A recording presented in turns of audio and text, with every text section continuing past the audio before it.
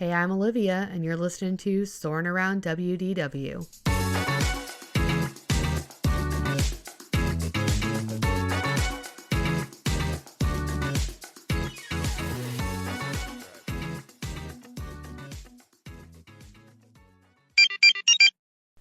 Welcome back, listeners. So there has been a lot of Disney news going on in the last few weeks. So I wanted to take a second to kind of talk through some things that have been happening on both coasts. But starting over in Walt Disney World, envelope testing has begun on Big Thunder Mountain Railroad, which is just another step closer to it being finished. We still have a few months, though, we think, but we are hoping for sooner. They, said it was going to be this lengthy refurb process, and in the last news update that I gave, we said we're hoping that maybe it will be before the end of the year, but I don't know, we'll just have to keep keeping an eye on things. The new Geo 82 Spaceship Earth Lounge is now open to the public as well. A reminder that this lounge is exclusive to guests 21 and older at all times without exceptions. We have heard that they're pretty strict on this, kind of similar to Disney cruise ships where adult-only lounges exist, although those on the cruise ships are sometimes 18 and older. The Disney Villains Unfairly Ever After original song Magic Mirror is now streaming on the streaming place of your choice, whether that's Apple Music, Spotify. Get your fix while you're waiting to head to Hollywood Studios to see the new show like we are. I can't wait to see this show next time that we're there. I've heard really great things. I think that it's a really great idea to have this to kind of prep people for the Villains Land to come in Magic Kingdom. We'll see if it stays in Hollywood, moves to Magic, kind of what they're going to do with this, but I am excited about it, and I love that the music is available to listen to at your own leisure at home. The Astro Orbiter planets and ride system are in the process of being reinstalled. They were removed during the refurbishment of this attraction, and it was gone while we were there in March, which made it look so empty in Tomorrowland. When you walk in and that whole space where Astro Orbiter normally sits is pretty much empty, it's a weird feeling. So I'm glad that they're being put back and reassembled, and curious to see what they did with this refurbishment update. The Disney World app had 17 new characters added to the choice list on your My Disney profile, and that includes Figment, Ham, a bunch more villains, and more. So check it out if you haven't had the chance. I know a lot of my friends have changed their little character to Figment, which is so cute, but for now, I'm going to stick with my Rapunzel character. Pizza Rizzo and the rest of the Muppet Courtyard are now closed. They closed last week on June 7th as part of the transformation into Monstropolis. I know so many people have been going there to pay their respects and say goodbye to this beloved attraction, and I'm curious to see how quickly construction will start and what we'll be able to see from the outside looking in as we get closer to the Monstropolis opening in probably another year or so. The Disney Starlight Dream the Night Away nighttime parade at Magic Kingdom has finally got an opening date. It will be premiering on July 20th, 2025, so just a little over a month from now, and this parade will be the first year-round nighttime parade since the Main Street Electrical Parade ended in 2016. We're again really excited about this. We're heading to California here shortly, and I can't wait to see the Paint the Night parade there. So I'm hoping that this Dreamlight parade kind of combines Paint the Night and Spectrum Magic into this beautiful nighttime spectacular. We're really looking forward to this one eventually. Buzz Lightyear Space Ranger Spin will be closing in August 2025 for its full refurbishment, including new and updated target systems for the ride. So it will be similar to the Buzz Lightyear Astro Blasters where you remove your gun, but with updated technology. So I'm excited to see what that will look like eventually. This is one of our favorite attractions. We're really big Toy Story people. I know a lot of people have certain types of feelings saying, well, it's so similar to Toy Story Mania, but Toy Story Mania is so much better, and that's in the other park. But I'm glad they're not totally getting rid of this attraction quite yet. Big discounts are being offered for 2026 resort packages, including 35% off select Disney Deluxe and Deluxe Villa hotels, 30% off of Disney Moderate hotels, and 25% off on rooms in select Disney Value hotels. The free dining plan for kids ages 3 through 9 will also still be available in 2026, but similarly how it ran out for 2025 and they stopped advertising it, it might for 2026. So if you're looking to take advantage of that, you're going to want to go ahead and book sooner rather than later. The dates for the discount include January 12th through the 15th, January 19th through the 23rd, February 8th through the 12th, February 15th through the 19th, February 22nd to the 25th, March 3rd to May 21st, which is a big chunk of time, May 25th to July 1st, July 6th through September 2nd, September 7th through the 29th, and October 26th through the 31st. So obviously avoiding very major holidays when they're not going to have those discounts, because that's when most people travel anyway, whether there's a discount or not. So if you're looking to book in any of those dates, reach out to your travel advisor. If you're looking for a travel advisor, you can definitely reach out to ours, which is at 2+3 Travelers on Instagram. Her name is Katie, and she's awesome and would be willing to help you with your trip.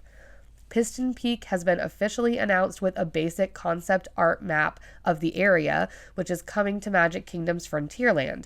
I can't wait to see what they do with this area of the park. Tom Sawyer and Rivers of America with the Liberty Square Riverboat will be closing on July 7th, so pretty soon. This announcement came out about a month before that date, and people were not prepared. I mean, the concept art looks really cool, the way they've kind of blended it with Frontierland. It really doesn't look like it's going to stick out like a sore thumb as much as people maybe thought it was going to. And they're doing a really cute national parks theme for this area, or like similar national parks-esque theme for this area. And so I'm looking forward to seeing what they do with it. I know a lot of people have some big feelings about the aesthetic of the park and now how it will look, but I think they're going to do a great job. They always do with these transitions from one land to another. So we will see as we get closer to July 7th what we are able, again, similar to Monstropolis, to see from the outside, and what all the news outlets are able to get pictures and video footage of. There are also some rumors going around about a Haunted Mansion themed restaurant coming to Villains Land. This would be Dad's literal dream come true if this happens. So he's been talking about a Haunted Mansion restaurant for years. If you go back and listen to some of our old episodes, Regan even talked about this in an earlier episode. So I'm surprised that this isn't something that they have done. But yeah, Dad, I know they talked about it back a couple of years ago, well, many years ago, when they had talked about expansion for the area, but then it never kind of came about. So I hope that this does happen. I think that would be a really cool themed restaurant. So we'll just have to see if this is a rumor or if this is true. So moving over to Disneyland, one of the Autopia cars got derailed on June 4th, and no major injuries occurred. The ride remained closed the rest of the day. The people were totally fine, and I guess it was a little kiddo driving the wheel. The parent was, pumping the gas, and they're not really sure what happened, but it went off the rails and they went into the bushes. But again, everybody was okay. Nobody was majorly hurt, so it is back open and running as normal. The new Avatar section of Disney's California Adventure was just announced and will be placed in the Hollywood backlot section of the park. So everyone's immediate question, does this mean no more Monsters, Inc. Dark Ride?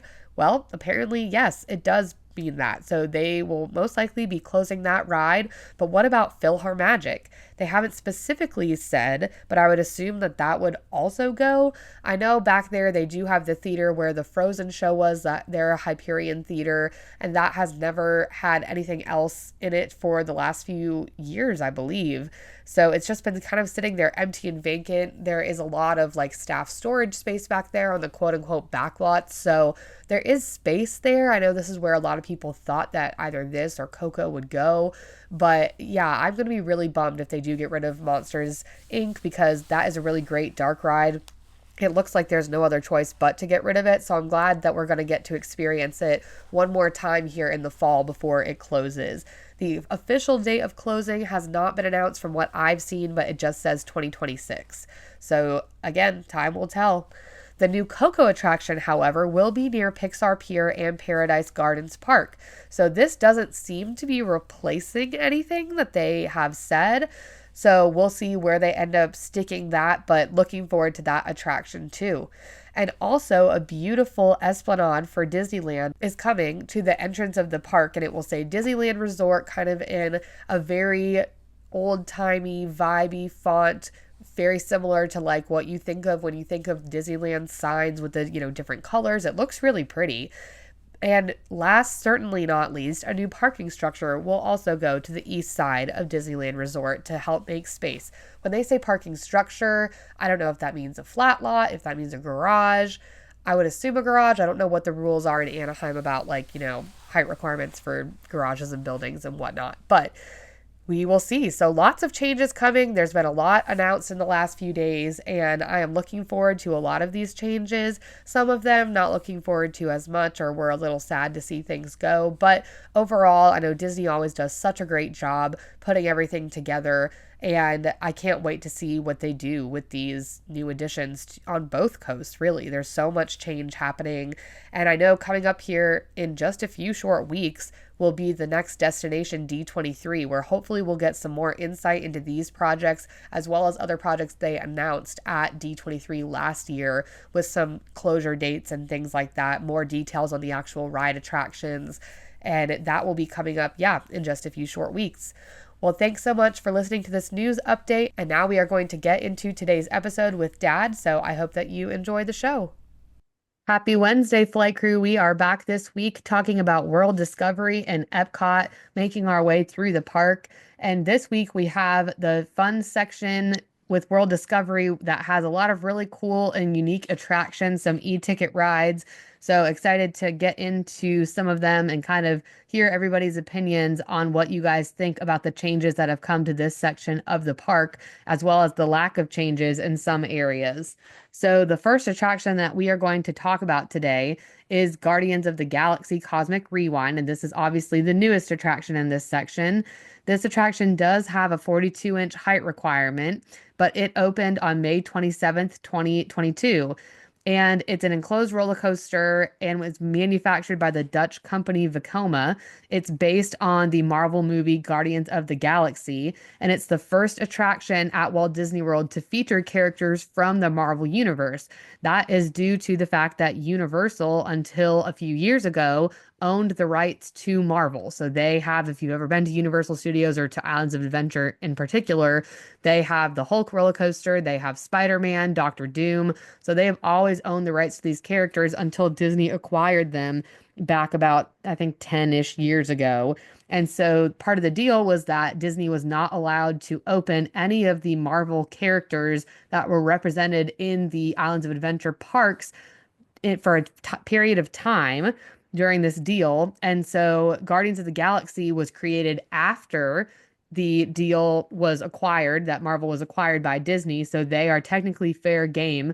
All of the other Marvel Cinematic Universe characters are represented throughout different parks across the world, including Disneyland. But this is the first Marvel character ride to exist at Disney World.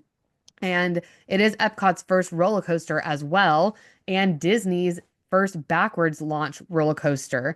It did replace the Universe of Energy Pavilion, which closed back on August 13th, 2017, so quite a long time before this ride actually was finished.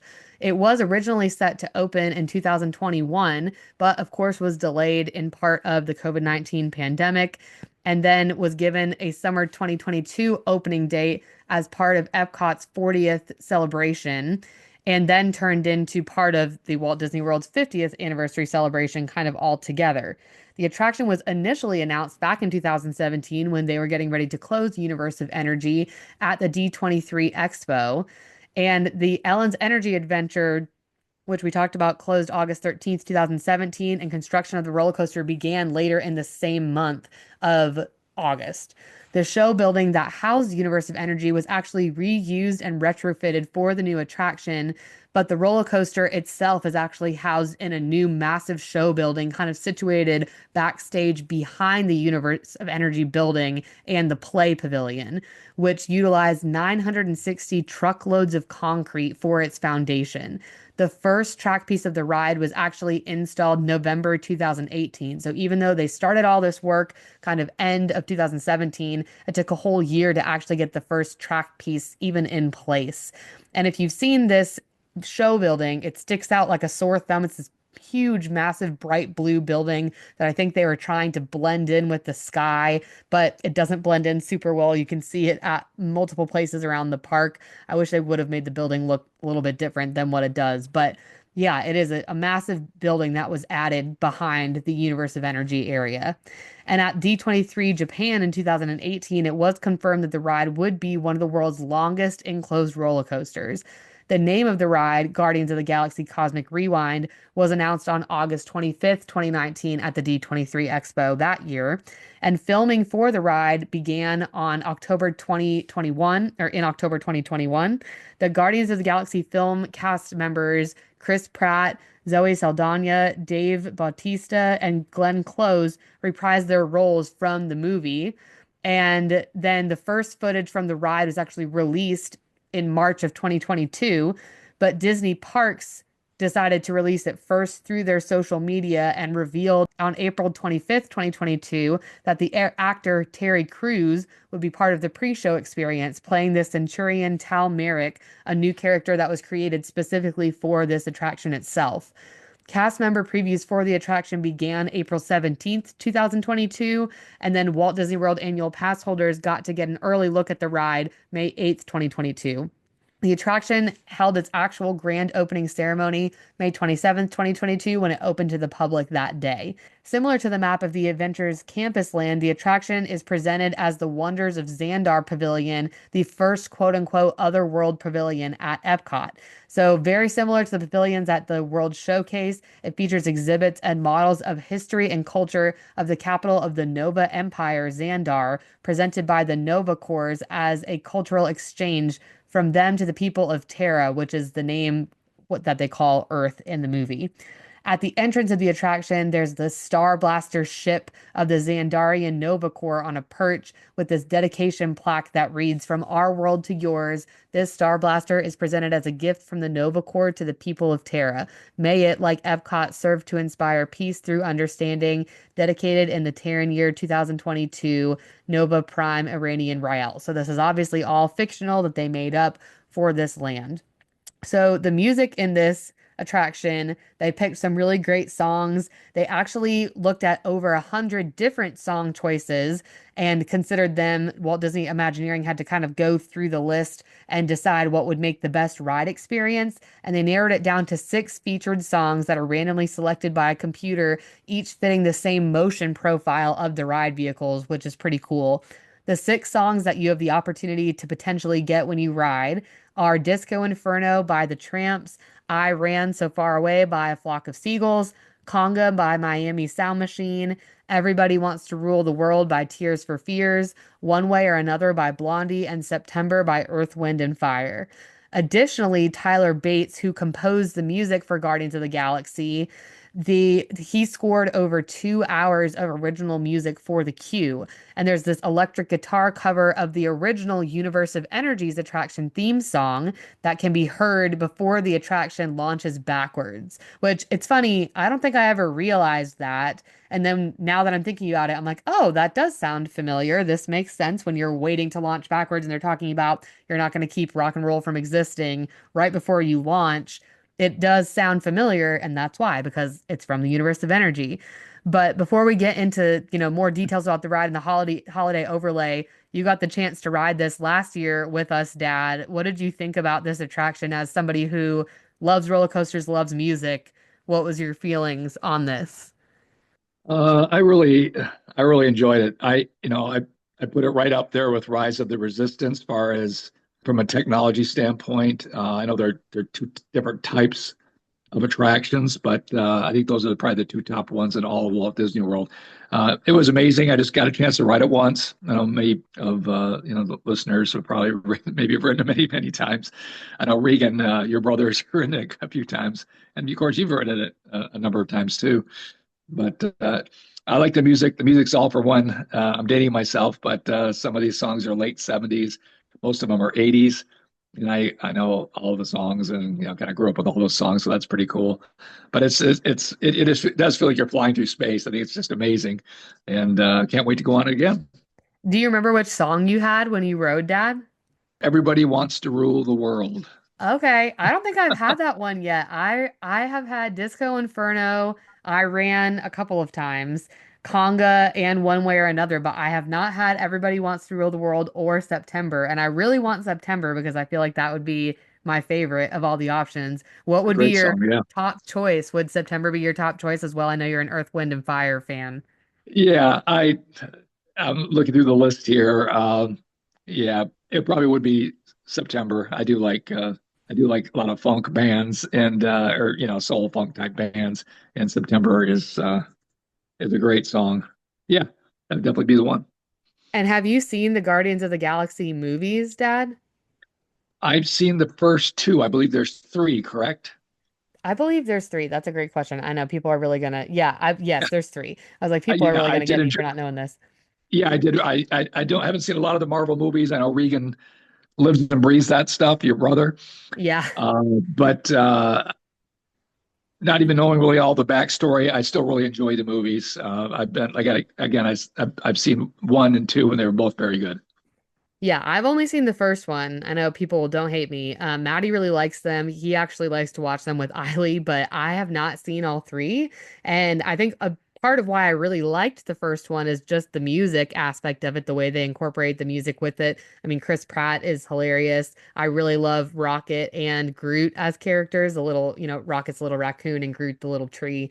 I think they're really cute, but yeah, I have not seen the second or third, but I would. And I think even without really knowing all of the plot points and whatever, it's still such an enjoyable ride and just so incredibly smooth. I know Regan and I have talked about this a lot on past episodes, but just the comparison now going on things like Space Mountain or even Rock and Roller Coaster, and then going on this, it's just like butter kind of rolling through and the way you twist and turn and it just feels so smooth. And it is so long, which is another part of why it's so worth the wait if you have to wait. It's really worth it because you get the time. Whereas Rock and Roller Coaster, it's like a minute and you're done. And even Tron is very short, like a minute and you're done. And this is a pretty good length of time. It actually lasts a little over 3 minutes long, which is really long for a roller coaster. And like we said earlier, it does have a 42-inch height requirement. There are 8 different trains with 5 cars, 2 riders per row and 2 rows per car, so about 20 people per train. And a lot of people have preferences of where to sit, the front, the back.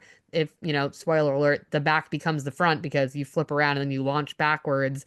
But I think there's really not a bad seat. I've sat in the front, I've sat in the back, I've sat in the middle, and I really loved it. Eiley and I actually got put all the way in the back this on her first time, and I thought that it was, super fun because it ended up becoming the front and it was all, a really good time. But it's just a really, really cool ride.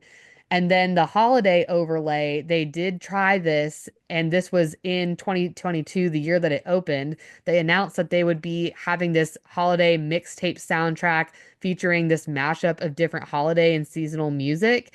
And it was offered November 25th, 2022, coinciding with the release of the Guardians of the Galaxy holiday special on Disney Plus, and ran through December 30th, 2022. So the attraction soundtrack was replaced by Run, Rudolph, Run, with the lyrics changed to reflect Rocket. So it was like, or instead of Run, Run, Rudolph, it was Run, Run, Rocket.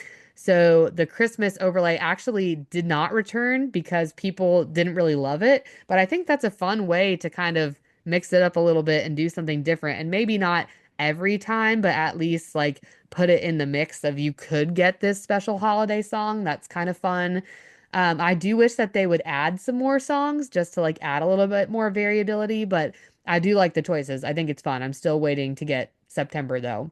So yeah, overall, this is like very close to being, it's probably my second favorite ride in all of Disney. I think Tower of Terror still sits at number one, but this is a close second, and I have been lucky enough to ride it quite a few times.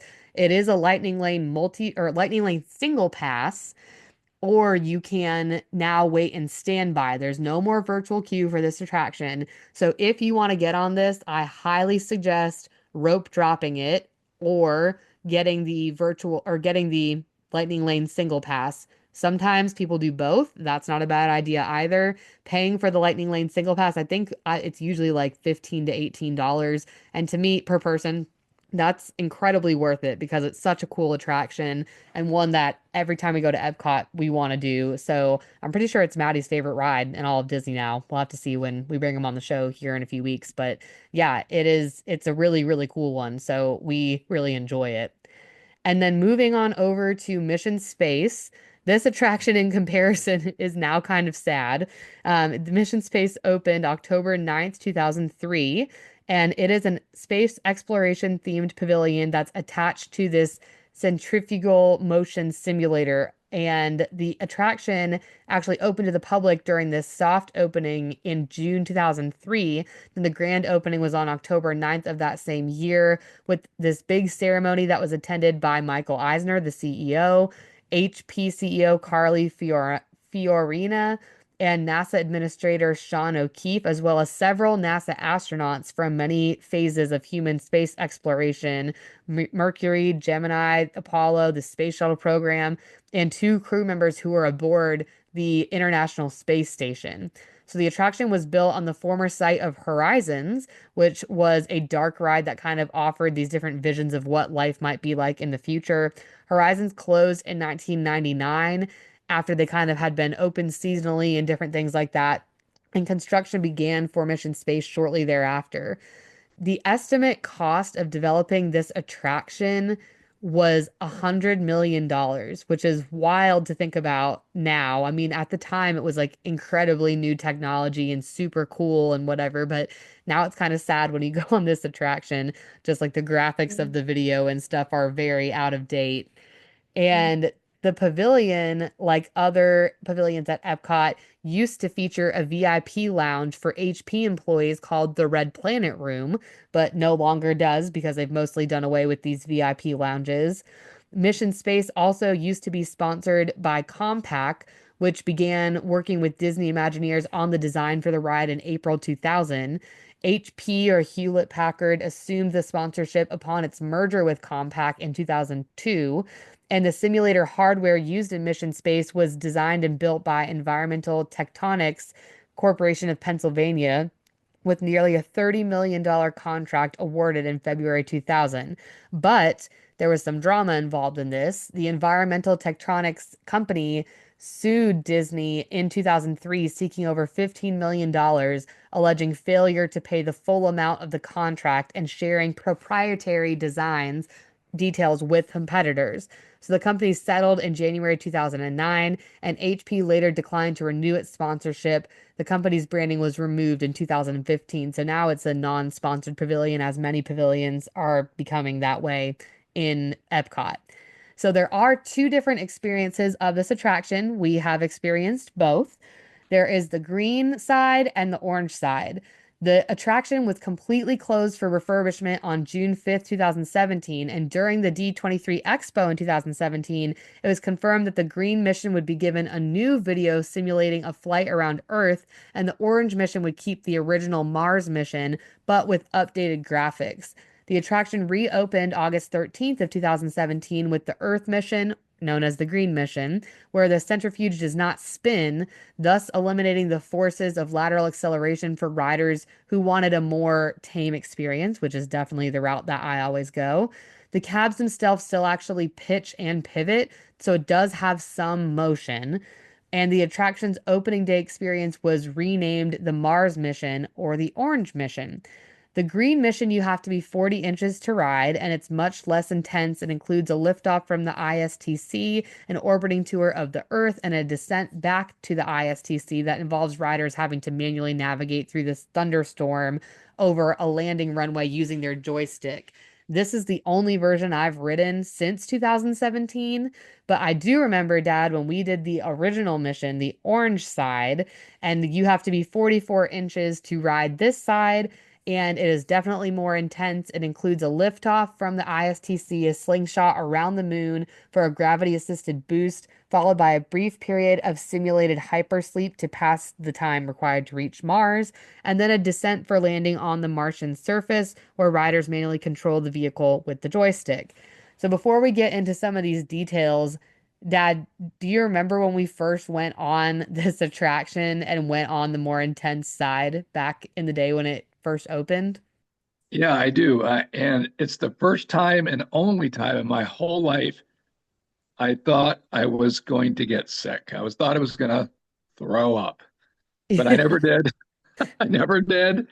But it's the first time I've ever felt that bad after going on a attraction like any attraction. And I've gone to the other, as the green one. I've done the green Yeah. one before. And then once I did the green one, it's like, why are we even wasting our time? I thought it was very lame. And Yeah. uh, yeah, I haven't been on either one of these in years and years. So yeah, I have no desire to go back, but I did get very sick on the first time we rode it. And I think you were probably not far behind me. Yeah, I remember going on this attraction shortly after it opened. It was this big deal to go on this new ride at Epcot. It's put right next to Test Track, which is this big e-ticket ride that's super fun. And I remember getting off that ride. And first, one thing I remembered, even as a kid, was seeing barf bags on the attraction. And I thought, oh no, that's not a good sign. I've never seen that before. Then I remember getting off the ride and watching a lady run to the trash can and throw up. And I remember feeling awful. I remember you feeling awful. And I remember being like, we're never doing this again.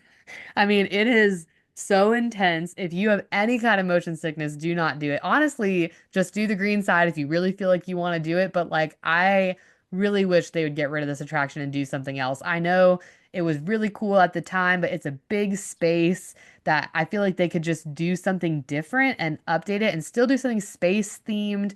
There's just like a lot more that I feel like they could do that isn't so nauseating. So yeah, I do not love this attraction. I'm glad for the challenge that you're allowed to do the green side because I don't think I could do the orange side. I think I would definitely throw up, especially now being way more prone to motion sickness.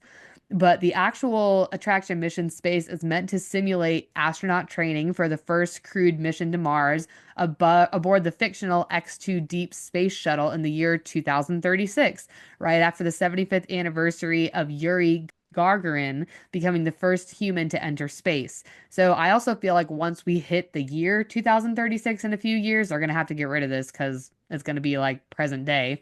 But the attraction queue contains several items and commemorative plaques from the past, present, and fictional future space missions.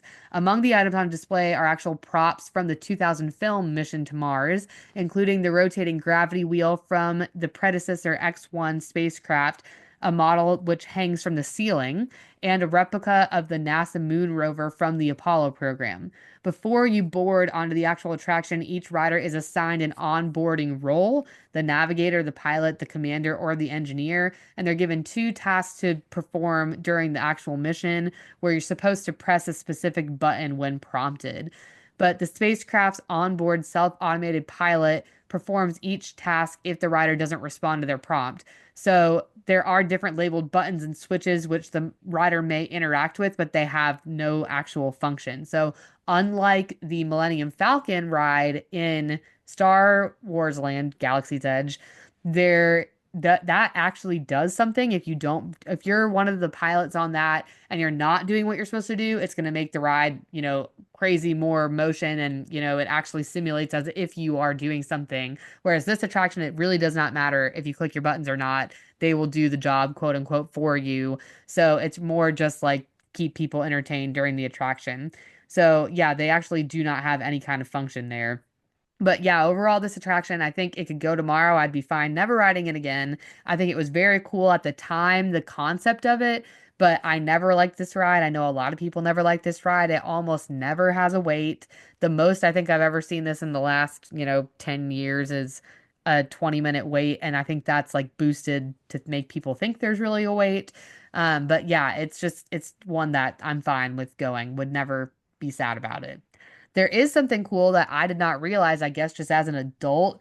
We never stop here, but when we were leaving our last challenge run, and this was our last ride we did before our final ride of Guardians, we got off this attraction, we're running through, and I noticed this playground, and they have this play zone that's located between the ride exit and the gift shop, and it's this indoor play area, a space base for kids ages 2 through 5, as well as some different interactive video games, and you get through this zone by entering the gift shop. It's never really busy from what I've read online, and it has air conditioning. So if it's a hot day and you're looking for some time to kill, if your family is riding Guardians and you need something to do with your toddler, take them into this little playground. I mean, this is like gold for me to know about because now that Eileen's old enough to ride Guardians, and she can go, with everybody else. If I have to keep Blake until she's tall enough entertained, this air conditioned playground sounds like a great way to do it. So, something that I didn't realize. And it is a great place for younger or like people who are motion sick to wait because it's air conditioned. You don't have to sit outside somewhere and you don't have to participate in the ride in any way to get into this area. So everyone is welcome to enjoy the play space. Did you know this was there, Dad? Or maybe it wasn't there when we were kids and the ride first opened. I feel like Regan would have been in here all the time. Yeah, it might have been there. Like I said, the time we went, I was running for the door to get out get out of that ride. But I do not remember this area at all. It kind of looks like the play area for Dumbo. I don't know if you Yeah, a remember little that bit. area. Uh-huh.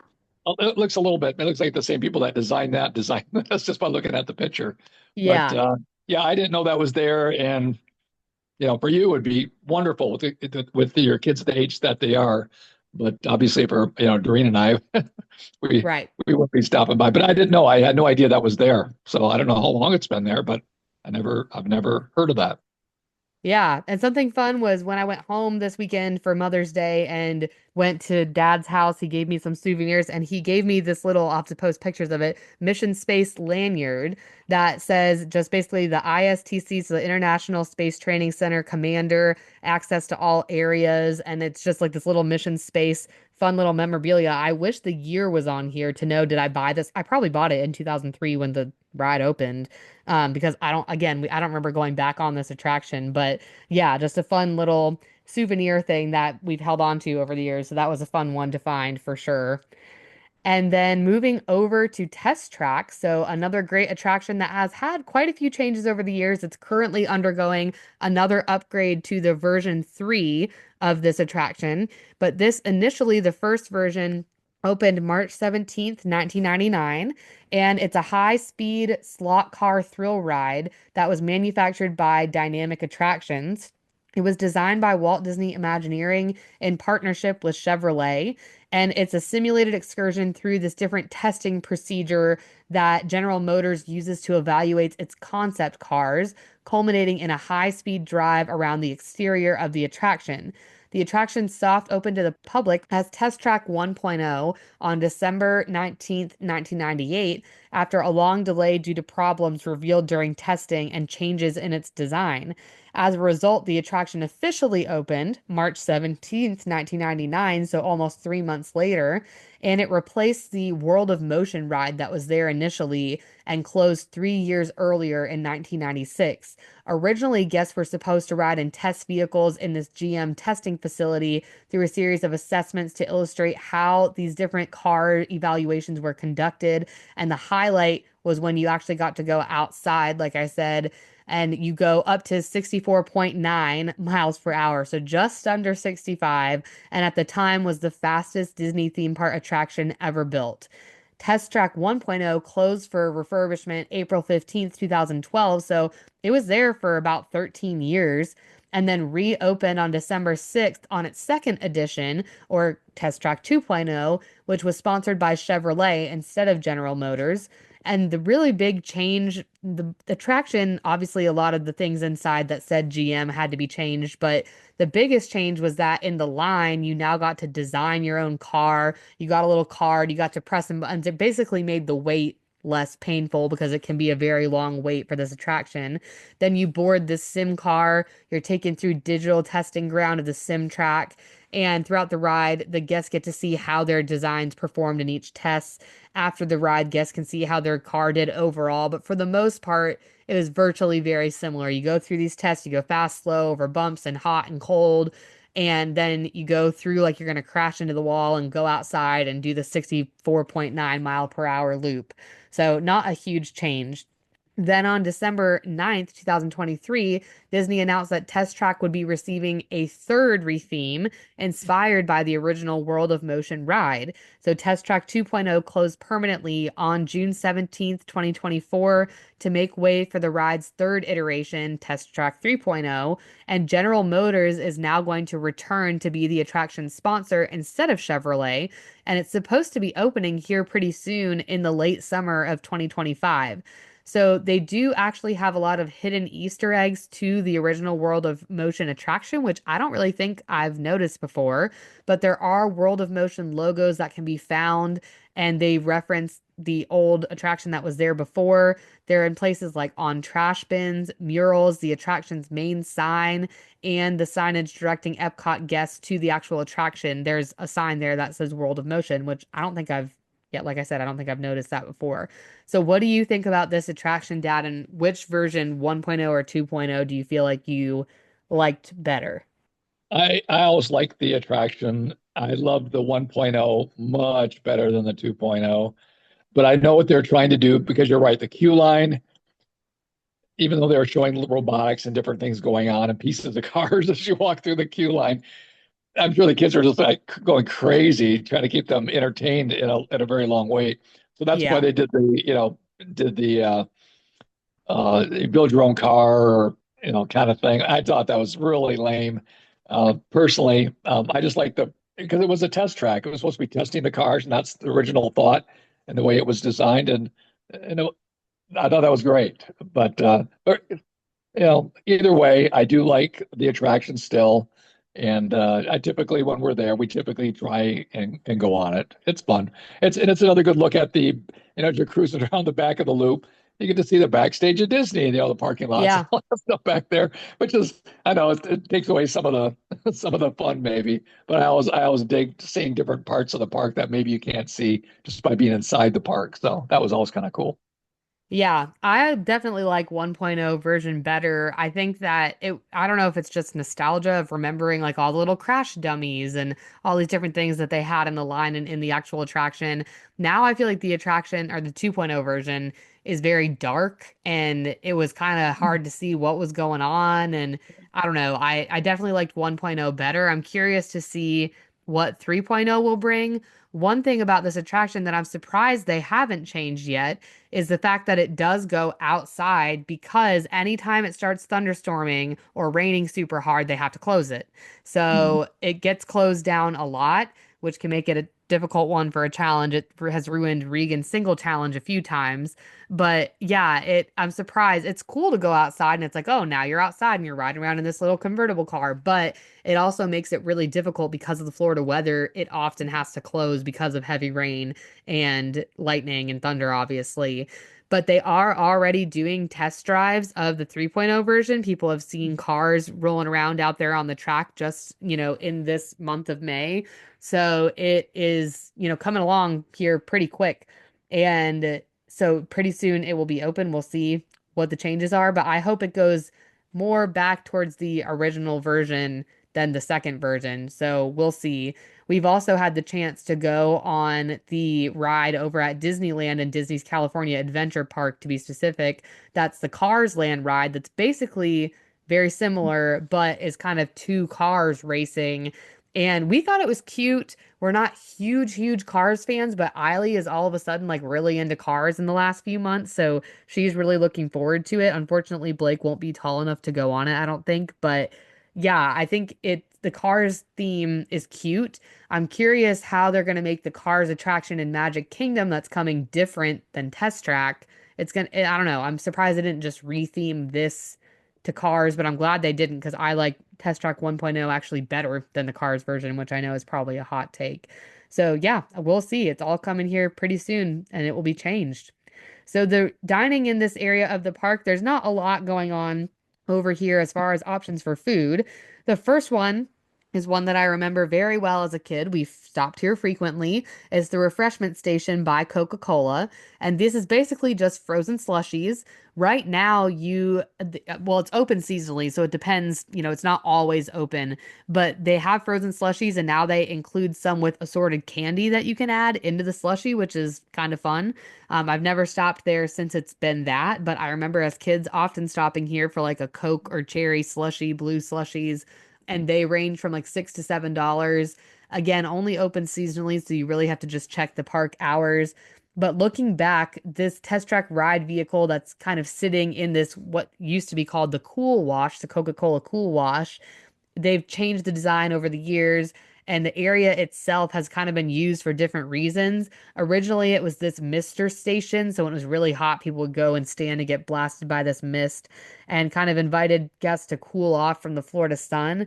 But now the location has become an accompanying beverage stand for the nearby food kiosk, which is occasionally open as well. So the food kiosk kind of changes names during the different festivals and offers festival food.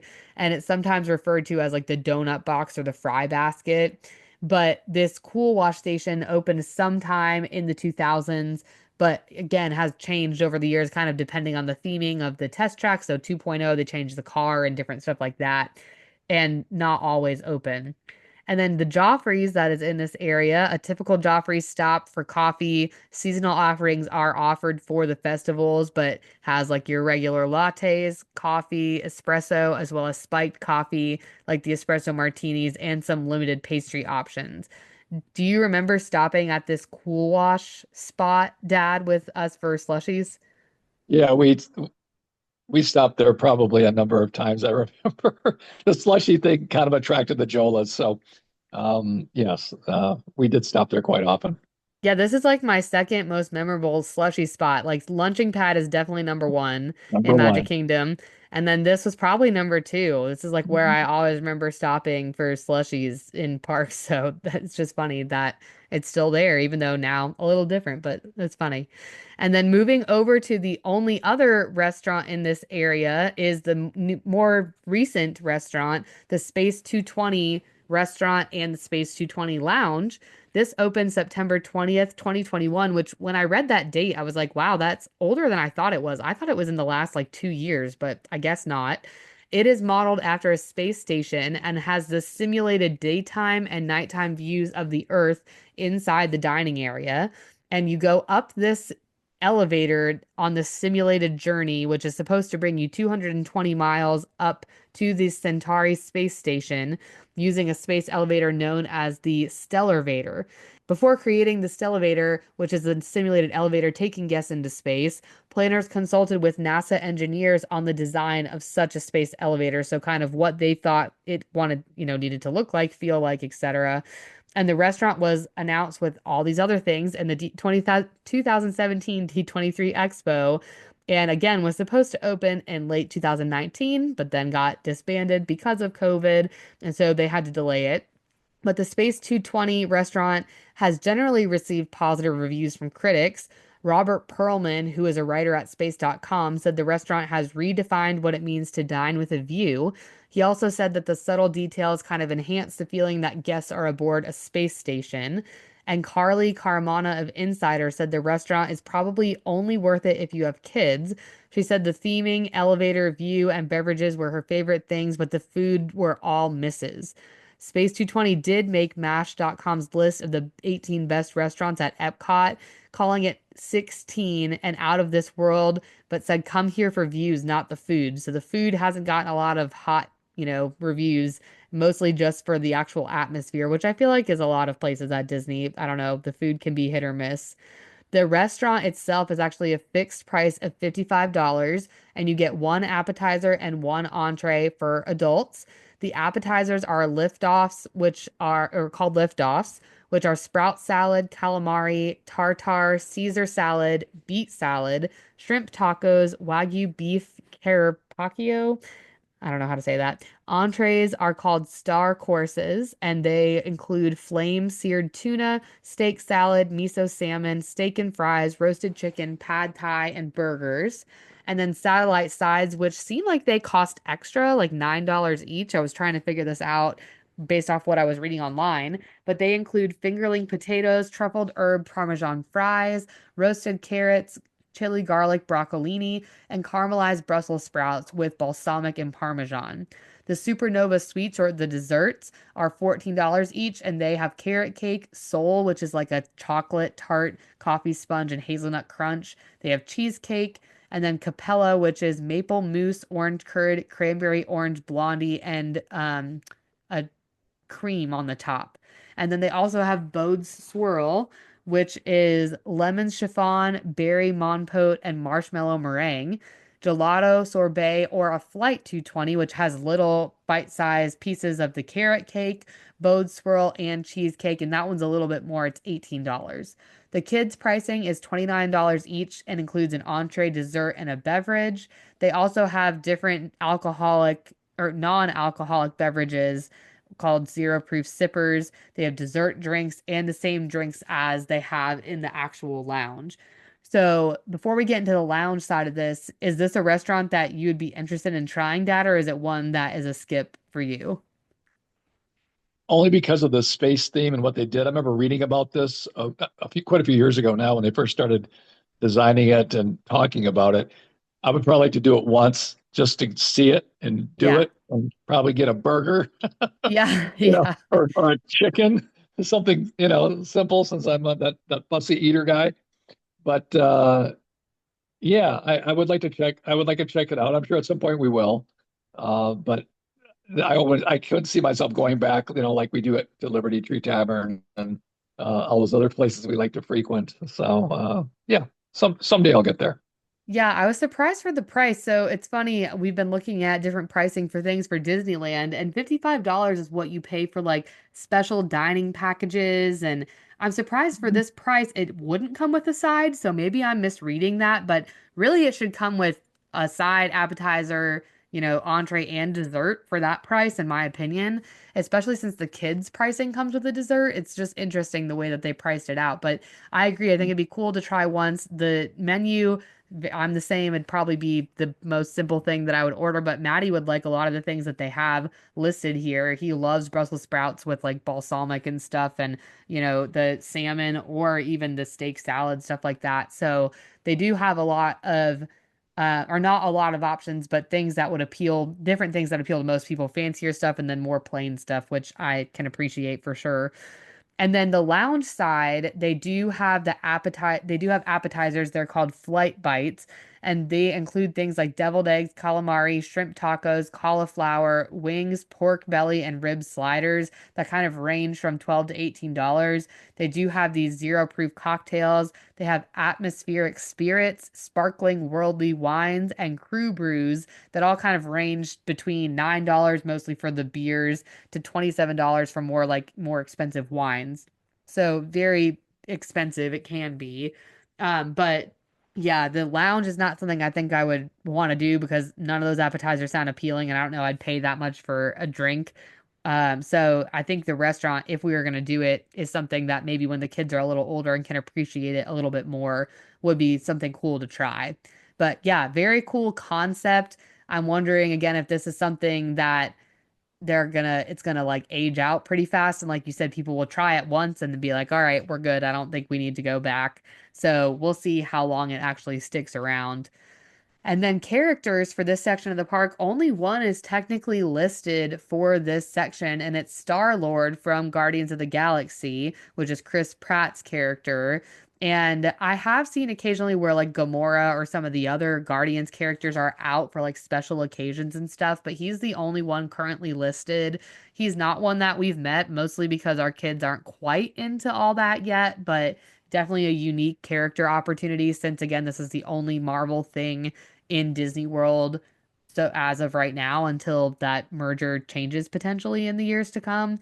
So yeah, that's a little bit about this section of the park world discovery. There is, the two big attractions between Test Track and Guardians, not very much going on in the restaurant world, but this is a place where there is a lot of opportunity for development between either getting rid of mission space, but also the whole play pavilion that they were supposed to redo at EPCOT that never kind of came to fruition because of some like budget cuts and changes. And the play pavilion is basically the huge, if you look at the map, it's even still listed there on the EPCOT map, this huge gold dome that used to um be where they had like Body Wars and all that, like the cranium, whatever that was called, cranium. I don't remember what it's called right at this moment. But Training anyway, Command. yes, yes, thank you. And it's just been sitting empty, like creepily empty. It's very large, and so they could fit a lot in there. So I'm surprised that they haven't actually gone through with doing anything for this. So we'll see if it's in the budget here soon. Nothing was really announced or changed recently with this. They keep just saying it's going to be this play pavilion and they're going to bring all this stuff into it for people to do, but they haven't. So hopefully they'll end up using it for something because, again, very large space that's just sitting empty over in this section of the park. So for our old versus new today, getting into the roller coasters, wanted to see what you would choose between Guardians of the Galaxy Cosmic Rewind or Rock and Roller Coaster as it is with Aerosmith, not the Muppets version. What would you choose? Well, I always really enjoyed Rock and Roller Coaster when I was a younger man. Yeah. Aerosmith is my generation, let's call it what it is. And I always, love Aerosmith. But I've only been on Guardians of the Galaxy once. That was with you guys, a little over a year ago now, and it blew my socks off. And there's no question it would have to be, Guardians of the Galaxy, hands down. I just don't. I think it's almost, sadly, it's almost apples and oranges anymore between the two. But they're both indoor roller coasters, right? And I think Rock and Roller Yeah. Coaster was one of the first indoor roller coasters. I don't know if in the world or at least. Well, no, I take that back. I'm going off the rails there. Maybe it was the one with an inversion indoors. I think one of the Yeah. first with inversion indoors, because Space Mountain, I think, was one of the first ones Yeah. ever built in the world that was indoors. Yeah, exactly. Yeah, exactly. And that's like, it's really hard to think about like when that opened, it was such a big deal. And again, the music focus is kind of similar. You get different songs based off of which, version of the ride you get for Rock and Roller Coaster 2. And at the time, yeah, it was really, really cool. I mean, the whole queue of that attraction, the way they line you up like you're late for the concert and the whole opening video, I love that attraction. It's definitely been a favorite. Yeah, again, as I get older, it is very difficult to continue to ride that attraction. But yeah, I love Guardians. I think it's so fun. And I just think they did such a great job with it. And as long as it stays smooth like it is, it's gonna be one of my favorites for sure. And the length, just it's about double the amount of time as Rock and Roller Coaster. So Rock and Roller Coaster can have a pretty gnarly wait time too. I mean, people wait sometimes over an hour, sometimes two for that attraction. But now going on Guardians, I can't imagine waiting that long for Rock and Roller Coaster. So yeah, I would agree with you and say Guardians of the Galaxy. So for our trivia today, the question is, how many tiles make up Spaceship Earth? Is it 15,348, 10,207, 12,500, or 11,324? I'll just go 15,000 because I have no idea. I'm gonna say 11,000. Let's see. It is 11,three Hey, hundred ding, ding, ding, twenty-four. ding. Woohoo! Yeah, I'm like, that's a lot of tiles. That's a total guess. I have no idea. All right. Well, thanks so much for joining us on this episode. Next week, we're going to be wrapping up Epcot. So can't believe we're already all the way through it. We're going to be going on to the last section of the park, which is World Celebration, kind of getting into the quote unquote Epcot ball history and the attractions on this side of the park, as well as our top five and bottom five for Epcot in its entirety. I think Epcot is such a big park with so many different attractions and things to experience, but often a park that people skip if they have really little kids, but now that's changing. So there's been just so much change in Epcot in the last 10 years, some for the better, some for the worse. So we're going to kind of get into some of that and talk about a lot of the change here as we wrap up this park. But let us know if, what your old versus new choice would be. Would you pick Rock and Roller Coaster or Guardians of the Galaxy? Is there one that you prefer? And what you're looking forward to about the changes with Test Track? And we are looking forward to hearing all about it. If you don't already, go give us a follow on Instagram. We do, fun reels each week for the episode and then throwback photos, which have been really fun to go through and look at on Thursdays, as well as some old versus new polls. So check us out at Soarin' Around WDW Pod. We look forward to having you guys join us, and we will see you next week for the final episode of Epcot. See you next week.